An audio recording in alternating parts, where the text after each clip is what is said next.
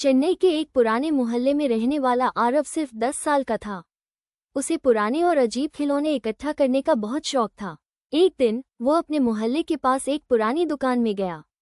वहां उसे एक छोटा लकड़ी का बना खिलौना घर दिखा। दुकान के मालिक ने कहा, यह मत लेना, ये घर शुभ नहीं है। लेकिन आरव ने उसकी बात नहीं मानी और उसे खरीद कर घर ले आया।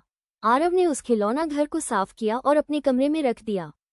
जब उसने खिलौना घर का दरवाजा खोला तो अंदर छोटे छोटे कमरे, फर्नीचर और गुड़िया थी। पर जैसे ही उसने गुड़िया को छुआ, उसे एक अजीब सी सिहरन महसूस हुई।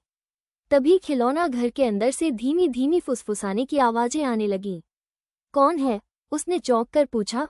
लेकिन जवाब में घर के एक छोटे दरवाजे से गुड़िया की आंखें अचानक चमकने लगीं। उस रात आरव ने खिलौना घर को अपने बिस्तर के पास रखा और सो गया। आधी रात को उसने खिलौना घर से अजीब खटपट की आवाजें सुनी। उसने देखा कि खिलौना घर का दरवाजा अपने आप खुला हुआ था और अंदर की गुड़िया अब अलग अलग जगहों पर खड़ी थी।